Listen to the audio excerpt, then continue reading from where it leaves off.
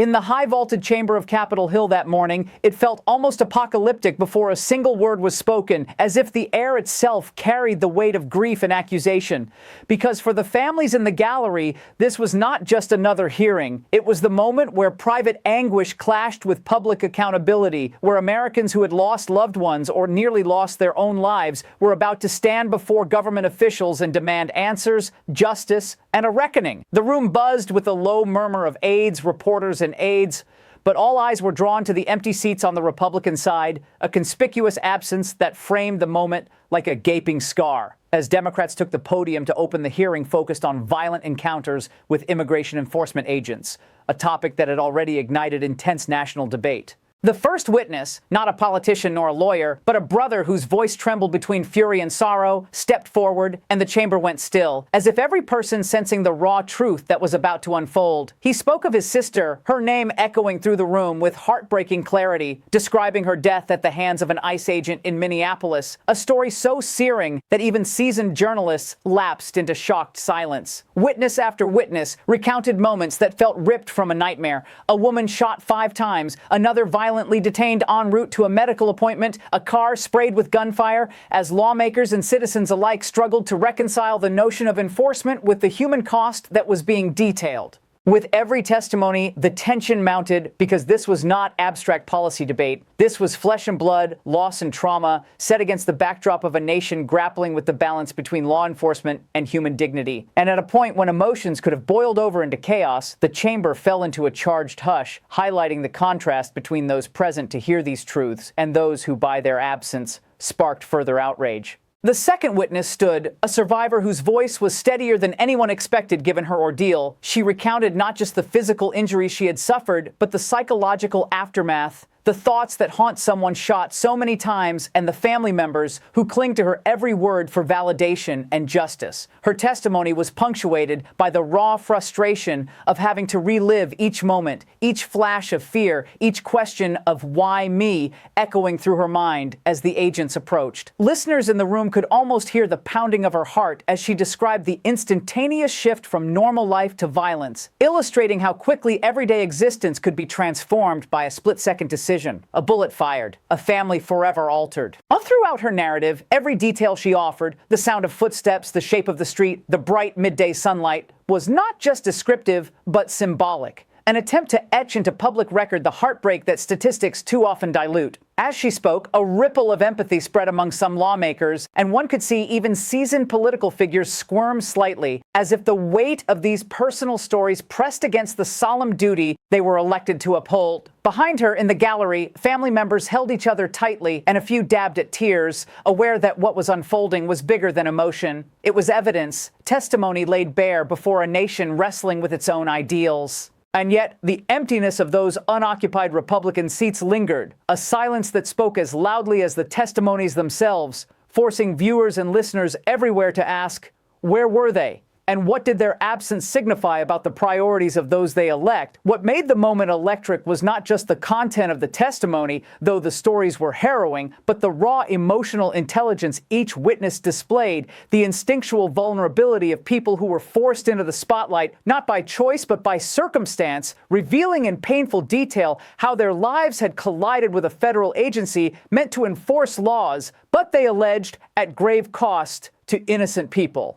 Some witnesses spoke of moments of confusion, betrayal, and distrust built over experiences that contradicted official narratives, creating a dramatic tension not just between citizen and state, but within the very idea of authority itself. As the third witness took the stand, recounting a harrowing encounter that left his vehicle riddled with bullets, there was a moment where the room seemed to tilt on its axis. The audience could feel the collective intake of breath, the silent question, if this could happen to him, a U.S. resident, then what did it mean for the concept of safety under the law? The emotional climate was thick with suspense, the kind filmmakers spend millions to recreate. Yet here it was, unscripted, authentic, and unavoidable. Expectation hung in the air. Would Republicans show up now? Would someone argue, contest, or contextualize these testimonies? Or would the silence remain, amplifying the gravity of every accusation? And even before any elected official spoke, the chamber had become a crucible of national introspection. a place where ordinary people forced extraordinary truth into the heart of political discourse. At a certain point, as testimonies continued, the hearing shifted from being a mere series of accounts to something resembling a collective unveiling, a grappling with the instinctive tension between enforcement and empathy, authority and accountability, law and justice. The presiding lawmakers, particularly Democrats leading the session, asked probing questions that revealed not just the events, but the fractures beneath them, between policy intention and lived experience, between public statements and personal anguish. Every probing question felt like turning a key in a locked room. Each answer another layer, peeled back from a complex, emotionally charged truth that neither side of the aisle could easily contain. Some lawmakers quoted official reports, others demanded clarity on protocols, standards, and oversight. All grappled uneasily with the dissonance between procedural justification and human pain. Behind the scenes, senior aides whispered into earpieces, adjusting talking points in real time as new emotional testimony reshaped the hearing's narrative arc. For viewers beyond the chamber, this wasn't politics as usual. It was theater and tragedy intertwined, rewriting the narrative of how a nation should treat its own people, its immigrants, and its residents under stress. And then came the sharp, resonant moment when one of the Democratic leaders, a figure known for his rhetorical prowess, rose and captured the fractured tension of the entire hearing in a single loaded question directed not at a witness, but seemingly at the conscience of the nation. Have you no sense of decency? The room flinched, even those accustomed to political theatrics, because it was not just a rhetorical flourish. It was a moral challenge levered against a backdrop of pain, sorrow, and unanswered familial grief. In that charged atmosphere, the instinctual human desire for justice and truth confronted institutional power in a way that transcended party lines, underscoring a deeper question. What does accountability look like when the power that wields force must also answer for the human cost of that force? The weight of that moment rippled outward, challenging not only those present, but every viewer and listener compelled to witness the unfolding drama. It was the kind of moment that, in cinematic terms, defined the conflict and set the stage for what every narrative craves: stakes, characters, and a deeper truth waiting to be uncovered. Yet even as the emotional crescendo built, there was a pang of suspense that lingered, the uncomfortable sense that the nation's political machinery, polarized and deeply fractured, might not be able to translate narrative truth into policy reform or accountability, despite the indelible weight of personal testimony laid bare on the public stage. Because in real life, unlike scripted drama, outcomes are uncertain, and justice, procedural, legal, moral, is often slow and contested. The final seconds of Part 1 felt like the camera pulling back from the Capitol dome itself, exposing the vast and intricate web of power, policy, politics, and personal loss, leaving the audience poised on the edge of emotion and transformation, hungry for answers yet wary of the systemic inertia that has so often defied meaningful change. Part 2. The morning sun had barely climbed over Washington's horizon when the committee reconvened, but the emotional temperature inside the hearing room had already reached a fever pitch from the earlier testimonies, leaving everyone, lawmakers, aides, journalists, and spectators, with an unshakable sense of witnessing something momentous and morally fraught. There was a palpable urgency, born not of partisanship, but of the profound human cost that even seasoned officials now grappled to articulate. The second act of this unfolding narrative began with renewed intensity as a fourth witness, someone whose life had been irrevocably altered but whose voice carried a calm resolve, took the podium and detailed the moments preceding his encounter, painting an immersive scene that made the gallery feel as though it could smell the dust and hear the distant echoes of that critical confrontation. His account was measured but startling, and as he spoke of the sudden eruption of force, the instinctive fear accelerated into a raw, emotional reality that drew sympathetic glances even from those who normally sat unmoved by political drama. For him, the experience was neither abstract nor distant. It was visceral, a collision between everyday life and federal power that left psychological scars alongside physical ones, underscoring how quickly routine moments can spiral into crisis, especially when law enforcement operates far outside the familiar context of local policing and community norms. The tension in the room rose with each detail he offered.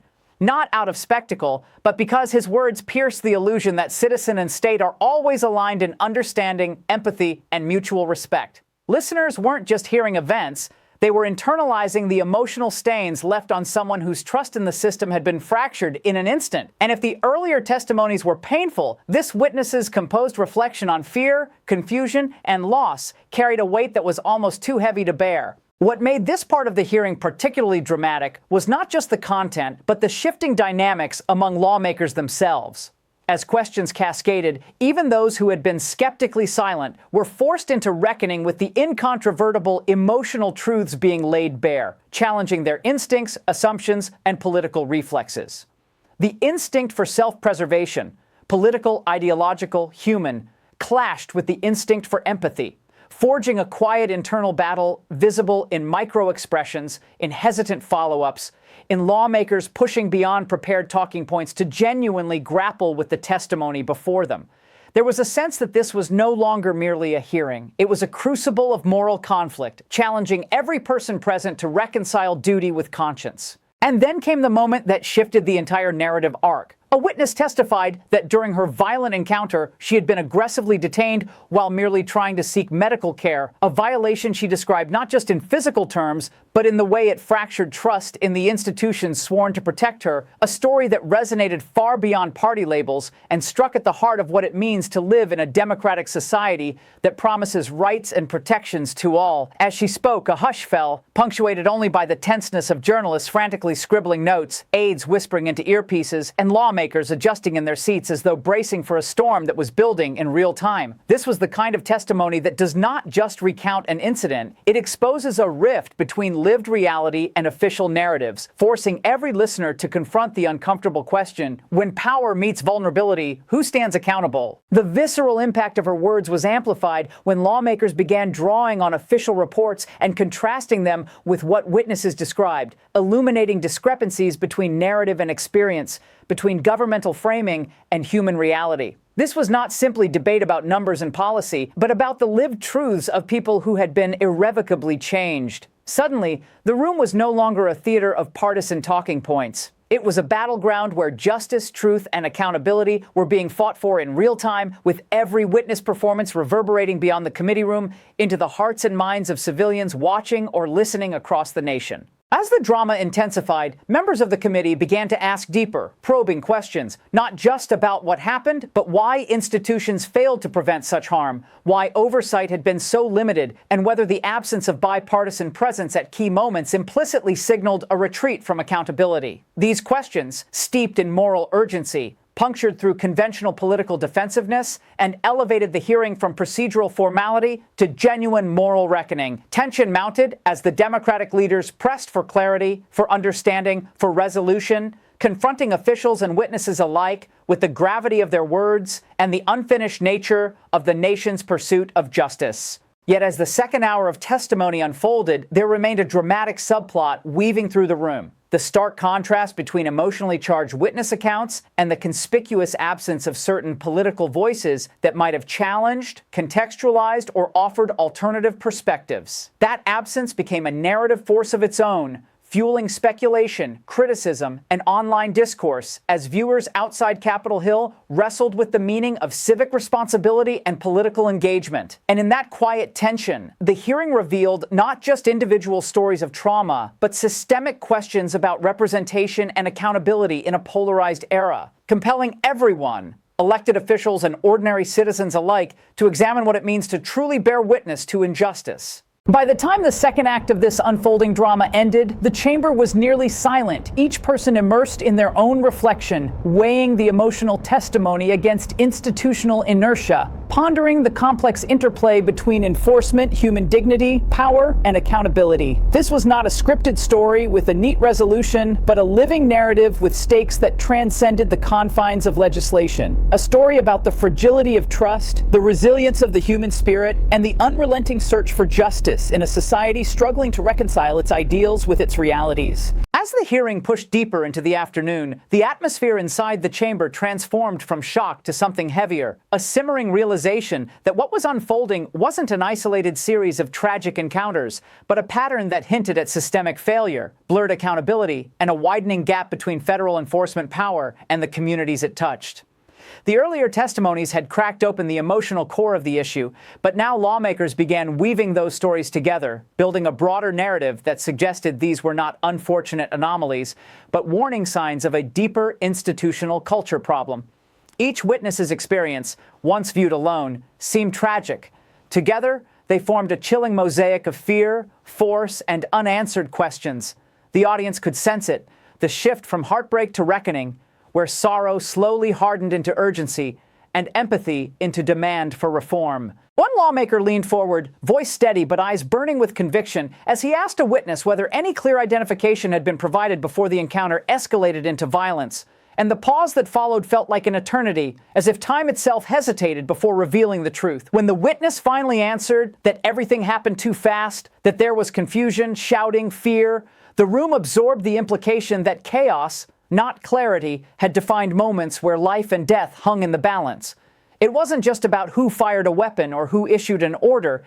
It was about communication breakdowns, rushed judgments, and an environment where fear seemed to guide decisions more than protocol or compassion. The dramatic irony of the situation weighed heavily. In a nation built on due process, these moments unfolded with little time for explanation, understanding, or restraint. Behind the scenes, aides moved swiftly, exchanging documents, pulling up past reports, whispering reminders of similar incidents that had once sparked outrage, only to fade from public memory. It was as if the hearing had unlocked a vault of buried controversies, each one echoing the same haunting themes: excessive force allegations, lack of transparency, internal investigations that rarely resulted in visible accountability. For viewers, it felt like watching the slow reveal of a thriller, where each new piece of evidence deepens the mystery and heightens the tension, not toward a shocking twist, but toward a grim realization. The system might be repeating its own mistakes. And that realization hit harder than any single dramatic moment. A particularly emotional exchange unfolded when a witness described how, in the days following the encounter, officials offered little explanation, little comfort, and no clear timeline for accountability, leaving families suspended in an agonizing limbo where grief mixed with frustration. The witness's voice cracked as he spoke about unanswered phone calls, vague statements, and the feeling of being brushed aside by a bureaucracy too large and distant to feel personal loss. That moment pierced through the political language of oversight and reform, exposing the human cost of institutional silence. The room seemed to collectively inhale as lawmakers recognized that justice delayed wasn't just a legal issue. It was an emotional wound that deepened with every passing day. As more questions followed, it became evident that these encounters often occurred in environments already charged with tension, neighborhoods where fear of deportation mixed with distrust of authority, where the presence of federal agents triggered panic rather than reassurance. Witnesses described how children screamed, families scattered, and everyday routines dissolved into chaos in seconds. The cinematic quality of these stories made it impossible to view the issue in abstract terms. You could almost visualize the scenes like frames in a film: doors slamming, sirens blaring, voices shouting in confusion. And through it all, the witnesses painted a picture of communities living in a constant state of anxiety, where the knock on a door or the sight of an unmarked vehicle could signal life-altering consequences. What added another layer of tension was the emerging political subtext, the question of whether tough enforcement policies championed by certain leaders had created an environment where aggressive tactics were not just tolerated, but implicitly encouraged. Lawmakers tiptoed around the language at first, but the implication grew clearer with each testimony. That rhetoric from the top could trickle down into real-world actions with devastating outcomes. This wasn't just about individual agents making split-second decisions. It was about the culture shaped by policy priorities and public messaging. And in that realization, the hearing began to resemble less of a courtroom drama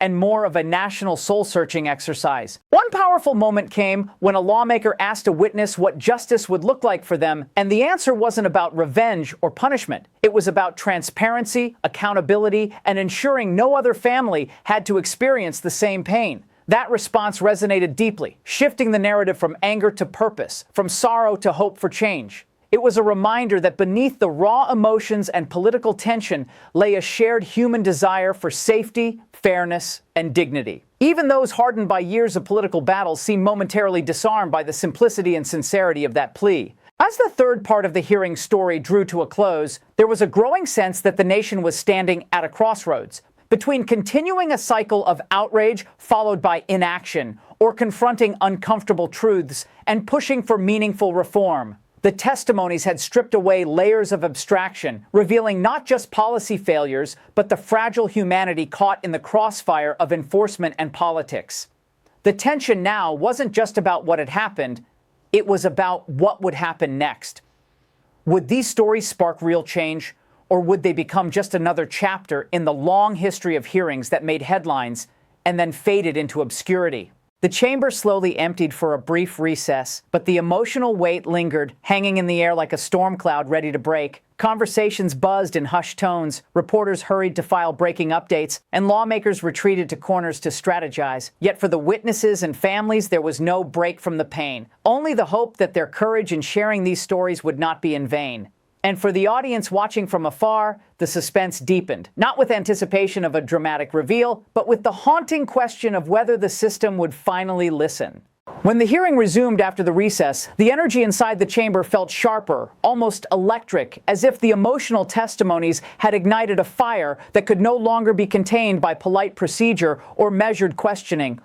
Lawmakers returned to their seats with renewed urgency, some carrying thick folders of reports, others gripping notepads filled with hastily scribbled thoughts, all of them aware that the narrative had shifted from individual tragedy to systemic accountability. The earlier sorrow had hardened into determination, and the tension now wasn't just about hearing stories. It was about confronting power, challenging policies, and exposing the machinery behind the moments of violence described by the witnesses. The air buzzed with anticipation, and every movement felt charged with significance. One senior Democrat leaned into the microphone and began outlining a timeline of similar incidents over the past several years, his voice steady but heavy with implication, connecting dots that painted a troubling picture of repeated use of force controversies involving immigration enforcement agents. As he spoke, the chamber seemed to transform into a courtroom of public opinion, where each documented case served as another piece of evidence suggesting a pattern too consistent to dismiss as coincidence. The narrative unfolded like a slow burn thriller, revealing how internal reviews often cleared agents of wrongdoing, how families were left with unanswered questions, and how transparency seemed to vanish behind layers of bureaucracy. With every example cited, the stakes rose and the sense of injustice deepened. A witness was then asked to reflect on the moments immediately after the encounter. Not just the physical pain, but the emotional shock of realizing that those who had inflicted the harm were unlikely to face swift consequences.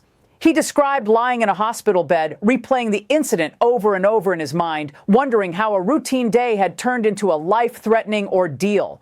His words weren't loud or dramatic, they were quiet, almost numb, which somehow made them more powerful. The stillness in the room mirrored his tone, as if everyone present understood that this was the kind of trauma that doesn't fade with time, but lingers, reshaping a person's sense of safety and trust forever. As the testimonies continued, lawmakers began pressing harder, asking whether there were adequate training protocols in place, whether agents were equipped to de-escalate tense situations, and whether oversight mechanisms were truly independent or merely symbolic. The witnesses' answers suggested a troubling lack of clarity. Some spoke of minimal communication, others of confusion over procedures, and a few admitted they had little faith in internal accountability systems. This uncertainty added another layer of suspense to the narrative, raising the question of whether the system was designed to protect the public or to shield itself from scrutiny.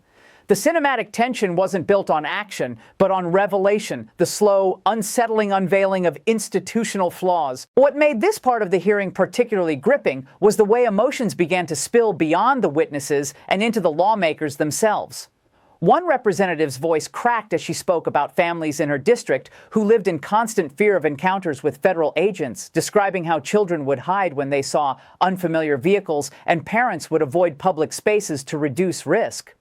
Her story blurred the line between policymaker and community member, reminding everyone that behind legislative debates were real lives shaped by these policies.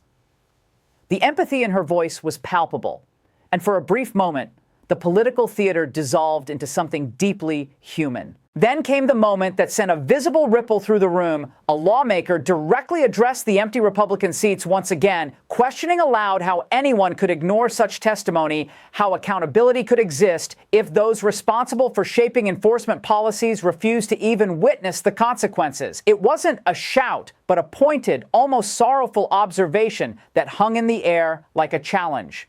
The absence became a character in the story, symbolizing not just partisan divide, but a deeper struggle over responsibility and moral courage. For viewers, it was a powerful visual metaphor. Rows of empty chairs standing in contrast to a room overflowing with pain, truth, and urgency. Behind the scenes, political strategists could already sense the impact this hearing would have beyond Capitol Hill. Knowing clips of emotional testimony and pointed remarks would flood social media and news broadcasts within hours. The narrative was shifting in real time, from a niche policy discussion to a broader cultural reckoning about law enforcement, immigration, and human rights. The suspense now lay in how the public would respond, how narratives would be framed, and whether pressure would mount for concrete action. It was the kind of turning point every cinematic story builds toward, where the conflict becomes impossible to ignore. As the session neared its end, the emotional weight reached a crescendo when a final witness spoke about the long road to healing, physical therapy, counseling, sleepless nights, and the constant replay of the moment everything changed. He spoke of resilience, but also of the deep scars that remained, reminding everyone that even survival came at a high cost. His words served as both a testament to human strength and a haunting reminder of the damage done. The room was silent when he finished, the kind of silence that follows something profound and unsettling.